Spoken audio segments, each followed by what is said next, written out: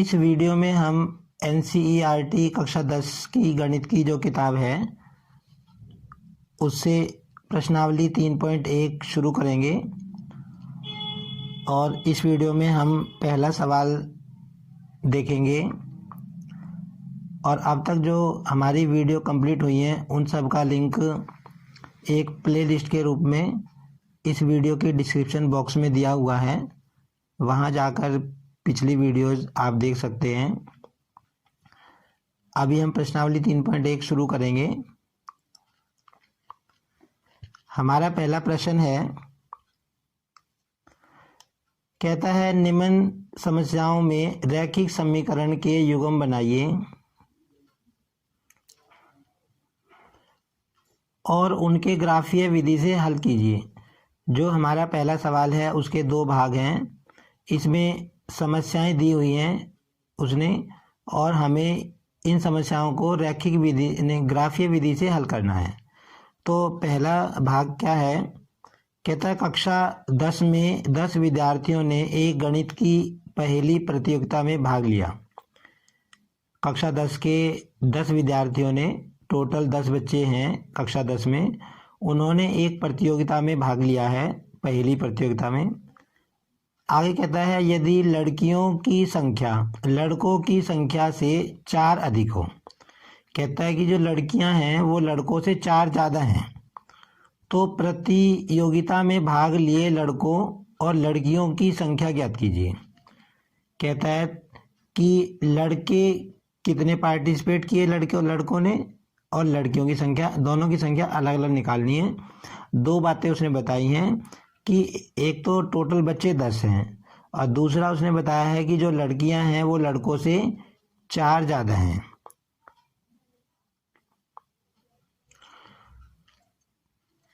तो हम मान लेंगे, सबसे पहले हम लड़कियों की संख्या मान लेते हैं। पहले क्वेश्चन का ये पहला भाग है, माना लड़कियों की संख्या।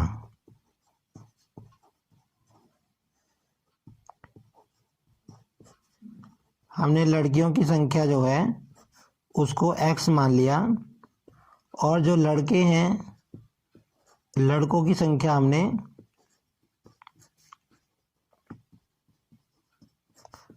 y मान लेते हैं हम।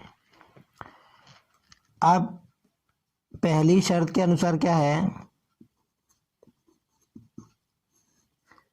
पहली शर्त क्या है कि जो टोटल बच्चे हैं वो 10 हैं, मतलब लड़के और लड़कियां टोटल जिन बच्चों ने भाग लिया है प्रतियोगिता में वो 10 हैं। तो हमारा पहला समीकरण आ जाएगा, दोनों का जोड़ कितना है, x जमा y 10 है, तो इसको हम समीकरण नंबर 1 नाम दे देंगे। ठीक है। इसके बाद जो दूसरी शर्त है उसमें क्या कहा गया है, प्रश्नानुसार क्या कहा है कि जो लड़कियों की संख्या है, लड़कियों की संख्या लड़कों की संख्या से कितनी ज़्यादा है, 4 ज़्यादा है। संख्या से 4 अधिक है। उसने कहा है कि जो लड़कियां हैं वो लड़कों से कितनी ज़्यादा हैं, 4 अधिक है। तो क्या हो जाएगा, अब हमें पता है हमने लड़कियां ली हैं x, तो x बराबर क्या हो जाएगा, y + 4। देखो जो लड़कियां हैं वो लड़कों से 4 ज़्यादा हैं, तो लड़कों में अगर हम 4 जोड़ेंगे तभी तो दोनों बराबर होंगी। लड़कियां पहले से 4 ज़्यादा हैं, मान लो लड़कियां जो है 6 हैं मान लो, और लड़के फिर कितने होंगे, 2 होंगे, और दोनों चीज़ फिर बराबर कैसे होंगी, लड़कों में हमें 4 जोड़ना पड़ेगा। तो ये हमारा दूसरा समीकरण आ जाएगा, x बराबर y जमा 4 बराबर 2।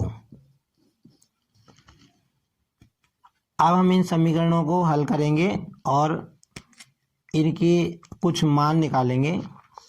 तो सबसे पहले हम समीकरण नंबर 1 लेंगे। समीकरण नंबर 1 से हमारा समीकरण नंबर 1 क्या है, x जमा वाई बराबर 10 है। x जमा वाई बराबर 10 है, ठीक है। और ये मैं y अगर इधर ले जाऊं तो हमारा बन जाएगा x बराबर 10 घटा y। अब हम इसमें मान रखेंगे, मान लो y बराबर हमने 5 रखा, y बराबर 5 लेने पर, ठीक है।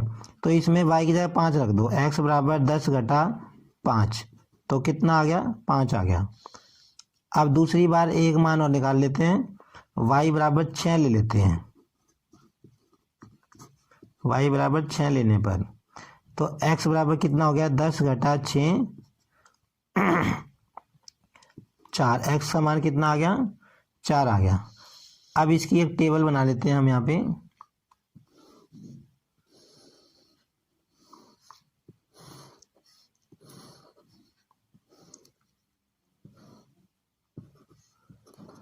अब देखो, जब हमने y 5 लिया है तो x का मान कितना है, 5 आया है। y जब हमने 6 लिया है, जब हमने y 6 लिया है तो x का मान कितना है, 4, तो y 6 लिया है, x का मान 4 आया। दो मान हमने निकाल दिए। तो ये जो y का हम मान मानते हैं, ये y का मान हम ऐसा मानते हैं, कोशिश ये करते हैं कि जो x का मान आए ना वो एक पूर्णांक आ जाए, पूर्ण संख्या आ जाए, मतलब पूर्णांक आ जाए, जैसे 1 2 3 4 5 -1 -2 -3, पॉइंटों में नहीं आए, मतलब दशमलव की संख्या ना आए, इस तरह की हम कोशिश करते हैं। तो ये हमने पहला समीकरण हल करके इसकी वैल्यू निकाल ली। अब हम दूसरा समीकरण हल करेंगे। हमारा दूसरा समीकरण क्या है, हमारा समीकरण दूसरा है, ये रहा, x बराबर वाई जमा 4, x बराबर y प्लस 4, ठीक है।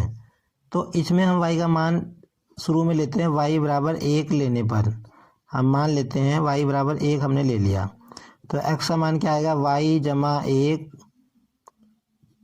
ये है x बराबर y जमा 4, और y की जगह हमने 1 ले लिया, तो ये आ गया हमारा x का मान 5 आ गया, ठीक है। अब दूसरी बारी में y बराबर हम 0 ले लेते हैं, तो x बराबर कितना आ गया, 0 प्लस 4, तो 4 ही आ गया।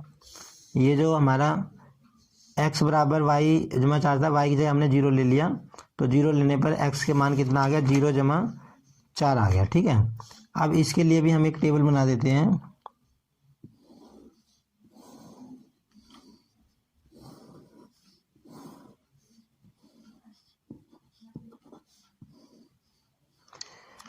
तो जब हमने y को 1 लिया था तो हमारा x का मान आया था 5, और जब हमने y 0 लिया है तो x का मान आया है 4।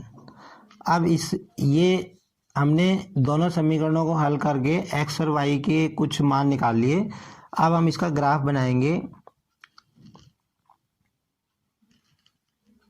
तो हमने स्केल से ये x अक्ष ले लिया, इधर ये प्लस का होता है, इधर ये माइनस का होता है, ठीक है। और ये y अक्ष ले लिया, ऊपर प्लस का होता है और नीचे माइनस का होता है। इस पे हमने नंबरिंग डाल ली।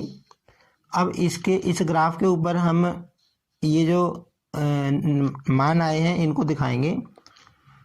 तो सबसे पहले जो पहला समीकरण था उसका मान देख लेते हैं। देखो, पहले समीकरण में x का मान 5 है, y का मान 5 है। तो x का मान 5 और y का मान 5, देखो x का मान तो हम x अक्ष पे देखते हैं, ये रहा 5, और y का मान 5 ये रहा, है ना।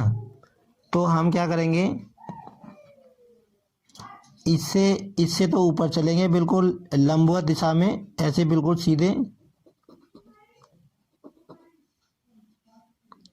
तो ये यहाँ तक पहुँचेगा और इससे 5 के सामने यहाँ पे देखो, मतलब ये मेरा बिंदु आ गया, ये वाला। x का मान यहाँ पे क्या है 5 और y का मान क्या है 5। और जो दूसरा मान है वो है मेरा x का मान 4 है और y का मान 6 है। तो x का मान देखो 4, ये रहा, 4 से ऊपर चलेंगे ऐसे सीधे यूं करके और यहाँ 6 के सामने आएंगे। 4 से ऊपर चलेंगे बिल्कुल लंब की दिशा में, यहाँ पे आएगा और ये 6 के सामने, तो ये यहाँ पे बिंदु आ जाएगा, ये वाला, ये बिंदु आ गया हमारा 4 और 6। ठीक है, अब इन दोनों को मिला दो, ये दोनों हम मिला देते हैं, तो ये आ गया हमारा पहली लाइन का ग्राफ जो है, जो पहला समीकरण था। अब दूसरा समीकरण की बात करें तो दूसरे समीकरण में x का मान 5 है, y का मान 1 है। तो x का मान 5 देखो, इस पे x अक्ष पे देखना पड़ेगा, ये रहा, और y का मान 1, इसके सामने यहाँ बिंदु आ जाएगा, ये यहाँ बिंदु आ जाएगा। ठीक है, ये हमारा ये बिंदु आ गया, इसका नाम क्या है, पाँच और 1। दूसरा मान है हमारा, देखो x का मान 4 है, y का मान 0 है। तो x का मान 4 देखो ये रहा, और y का मान 0 है, तो इसी पर आ जाएगा ये। तो ये बिंदु आ गया हमारा 4 और 0। तो एक बिंदु ये आ गया, एक बिंदु ये आ गया, इन दोनों को मिला के हम बढ़ा देंगे।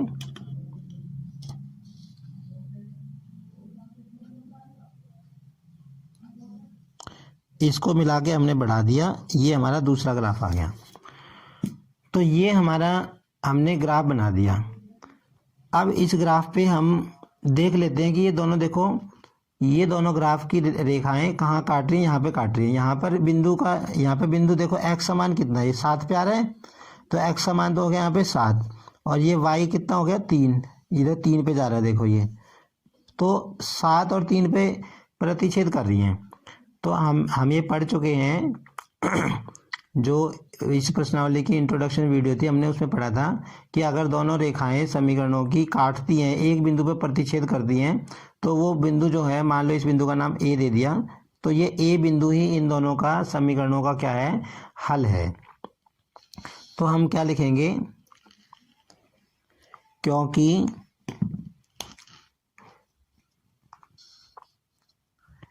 यहाँ लिखेंगे क्योंकि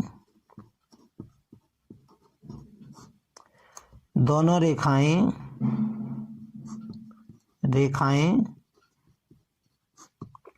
बिंदु A73 पर प्रतिच्छेद करती हैं,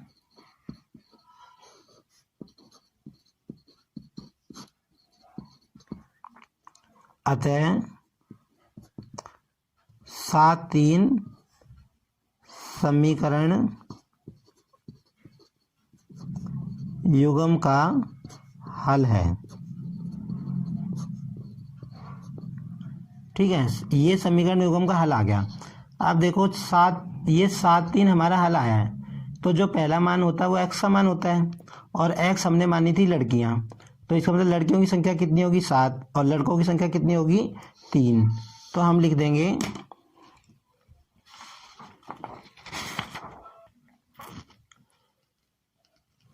देंगे अतः लड़कियों की संख्या कितनी होगी 7 और लड़कों की संख्या क्या होगी 3।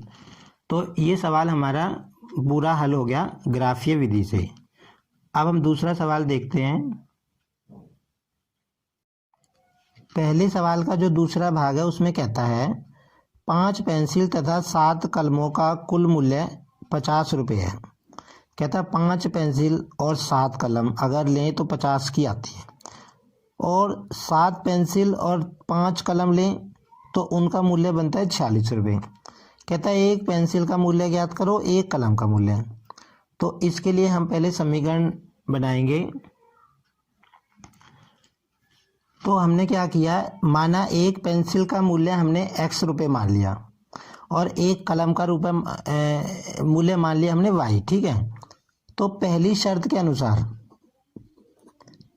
शर्तानुसार जो पहली शर्त है उसके अनुसार, तो पहली शर्त में वो ये कहता है कि 5 तो पेंसिल लेनी है।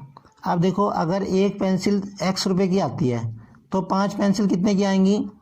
5x की आएंगी। और 7 कलम लेता है, एक कलम अगर y की है तो 7 कलम कितनी होगी? 7y। कहता है 5 पेंसिल ले और 7 कलम ले तो 50 रुपए की आती है। तो इसका मतलब इसको किसके बराबर रख देंगे हम? 50 के बराबर रख देंगे और समीकरण नंबर 1 इसको नाम दे देंगे। मतलब 5 पेंसिल, वो क्या कहता है, वो कहता है अभी 5 पेंसिल ली 7 कलम, 5 पेंसिल और 7 कलम ली 50 रुपए की, तो 5x जमा 7y हमारा हो गया 50 के बराबर। इसी तरह दूसरी बार वो लेता है 7 पेंसिल और 5 कलम, तो इसको कैसे लिखेंगे? 7x जमा 5y बराबर 46 रुपये।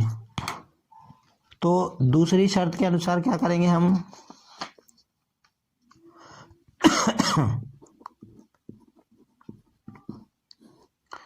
दूसरी शर्तानुसार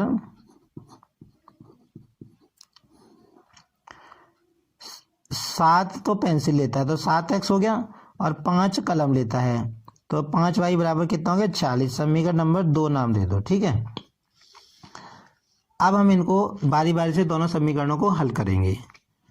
तो सबसे पहले समीकरण नंबर 1 लेते हैं। समीकरण नंबर 1 से देखो, समीकरण नंबर 1 मेरा क्या है? ये है 5x जमा 7y बराबर 50। तो इसको लिख लो, 5x जमा 7y बराबर 50। अब इस 7y को उधर ले जाओ तो क्या हो गया? 5x बराबर 50 घटा 7y हो गया। और अब ये x के साथ जो 5 है इसको इसके नीचे ले आओ, इधर आगे भाग में ही जाएगा। तो 50 घटा 7y बटे क्या आ गया? 5 आ गया। ठीक है, अब इसमें हम मान रखेंगे। तो सबसे पहले एक मान हम लेते हैं, हम ले लेते हैं y बराबर 5 लेने पर, y बराबर 5 लेते हैं। ठीक है, तो इसकी जगह 5 रखना पड़ेगा, तो आ गया x बराबर 50 घटा 7 गुणा 5 बटे में 5। तो 50 घटा में 7, अब 7 पंजे कितने होते हैं? 35 बटे में 5। तो 50 में से 35 घटेंगे तो कितना आएगा? 15 आएगा। 15 को 5 से भाग करके कितना आ जाएगा? 3। तो x की वैल्यू आ गई मेरी 3। ठीक है, तो एक पहली बार हमने y बराबर 5 लिया, हमारा ये इसको हल करके x की वैल्यू आ गई 3। और अब की बार हम ले लेते हैं y बराबर 0 लेने पर, y बराबर 0 ले लिया। तो इस समीकरण में x बराबर 50 घटा y की जगह क्या लिया है? 0। तो 7 घटा 0 हो गया यहाँ पे बटे में 5। तो 50 घटा, अब देखो 7 को 0 से गुणा करेंगे तो 0 ही हो जाना है, तो ये आ गया 50 में 0 घटाएंगे तो 50, और 5 से इसको भाग करेंगे तो कितना आ गया? 10। तो ये मेरी दूसरा मान आ गया। अब इन दोनों मानों को एक टेबल में लिख लो।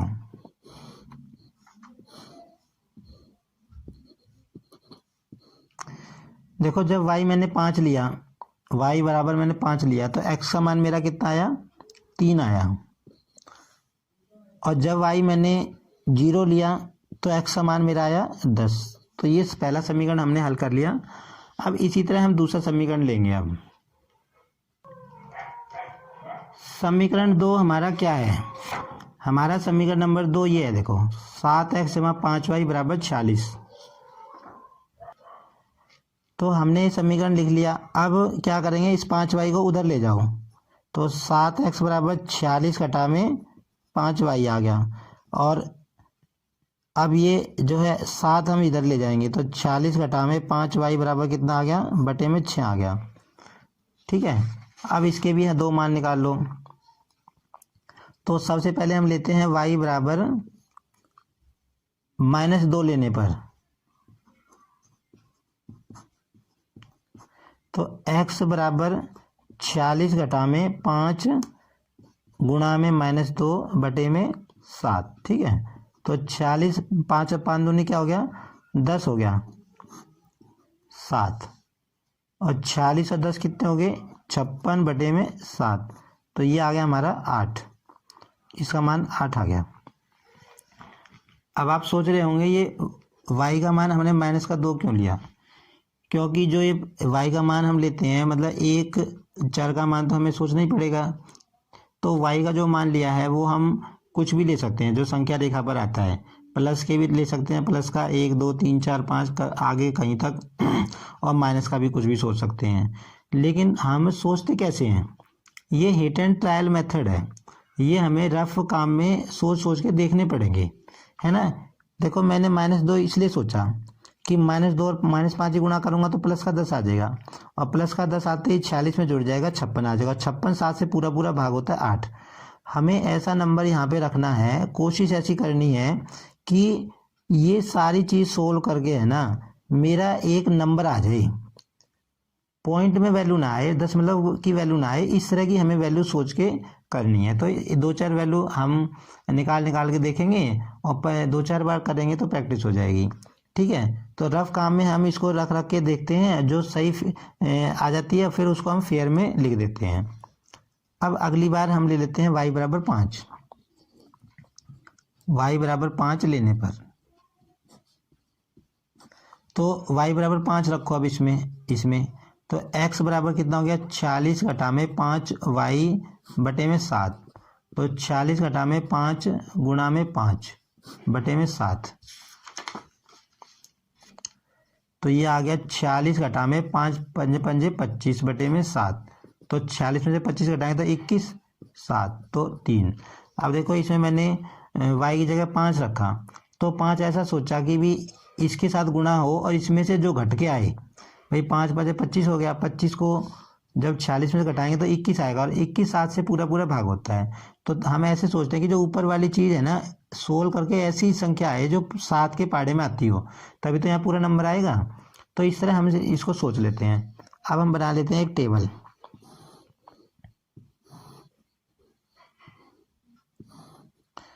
यहाँ x का मान लिख लेते हैं y का। देखो पहली बार जब मैंने y -2 लिया तो मेरा x आया 8।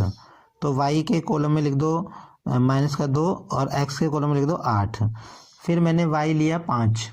y कितना लिया देखो, नेक्स्ट टाइम y 5 लिया और x का मान मेरा कितना आ गया था, 3 आ गया था। तो ये हमारे मान आ गए, दो मान हमने निकाल लिए।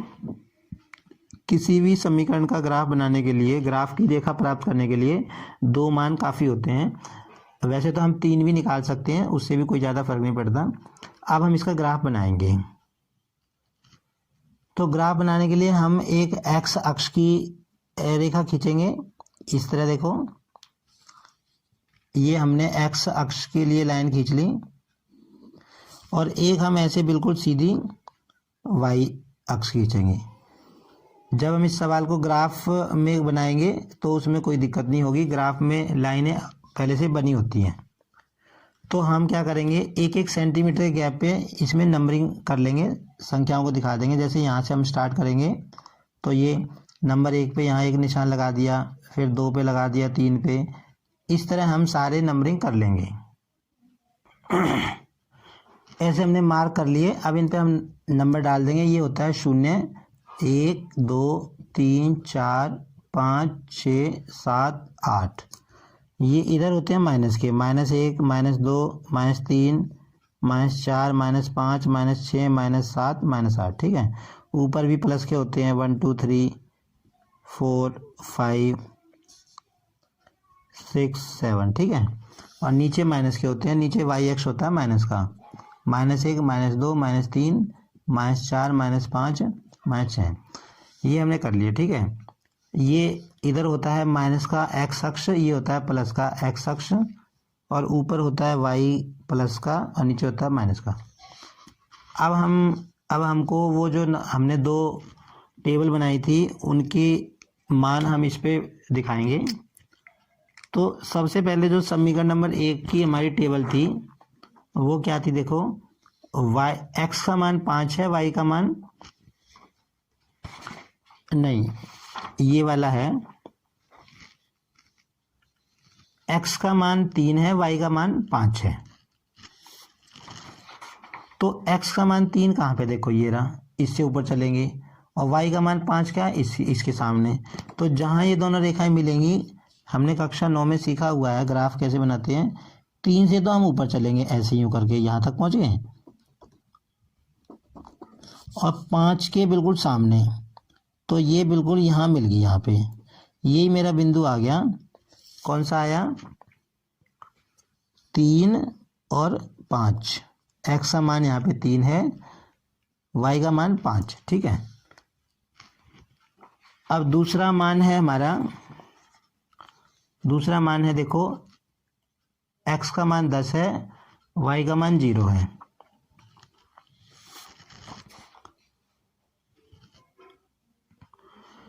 तो x का मान तो 10 है, ये रहा, और y का मान 0, तो ये यहीं आ जाएगा, ये पॉइंट हमारा यहीं आ जाएगा, 10 0, क्योंकि y का मान तो 0 है ना, यहीं आ जाएगा ये।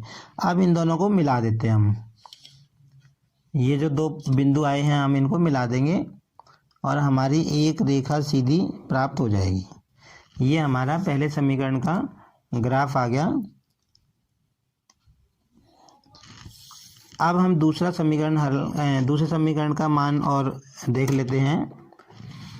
दूसरा समीकरण का जो टेबल है हमारी, वो क्या है, देखो, x का मान 8 है, y का मान 2 माइनस का 2 है। x का मान 8, देखो 8 ये रहा, और y का मान -2, तो y के पे -2 तो नीचे आना पड़ेगा, तो -2 के सामने ऐसे, -2 के सामने जाएंगे ऐसे बिल्कुल, और 8 के नीचे आएंगे, तो ये यहाँ मिलेंगे। देखो ये हमारा पॉइंट आएगा -8 और 2। और फिर दूसरा मान है जो है, वो है हमारा 3 और 5। x का मान 3 है, y का मान 5 है। x का मान 3 ये रहा, देखो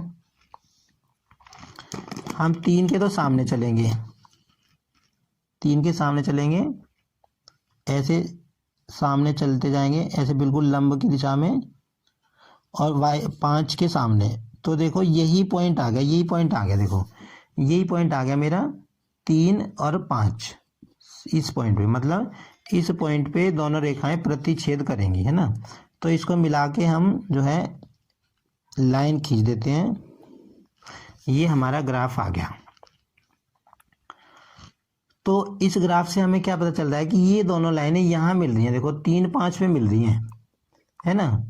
तो ये हमने पढ़ा हुआ है कि जो दो रेखाएं जहाँ प्रतिच्छेद करती हैं एक बिंदु पे, तो उनका एक हल होता है, और वो बिंदु ही ए उसका हल होता है। तो अगर इस बिंदु को हम ए मान दे दें, तो इसका हल क्या हो गया, यही हो गया। तो हम लिखेंगे क्योंकि दोनों रेखाएं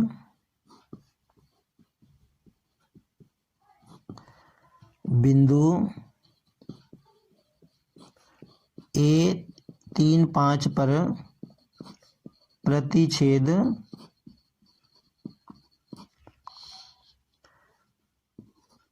करती हैं, अतः समीकरण युग्म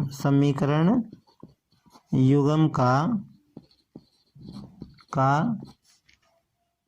बिंदु ए 3 5 ही हल होगा, है ना। इस समीकरण युग्म का यही हल होगा। अच्छा, अब ये जो आया है देखो 3 5 आया है, तो यहाँ पर जो पहला अंक होता है वो x का मान होता है, तो इसका मतलब x का मान 3 है, y का मान 5 है। तो हमने जो x लिया था वो क्या लिया था, हमने x लिया था एक पेंसिल का मूल्य। तो इसका मतलब हमारा एक पेंसिल का मूल्य कितना आ गया, 3 रुपये आ गया।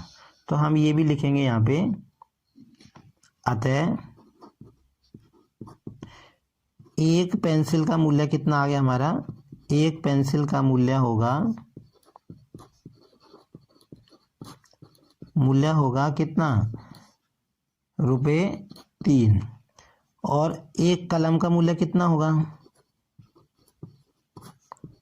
कलम का मूल्य होगा 5। तो ये हमारा सवाल हल हो गया। तो इस वीडियो में हमने ये पहला सवाल कंप्लीट किया है। अब अगली वीडियो में हम दूसरा सवाल देखेंगे। अभी के लिए इतना ही।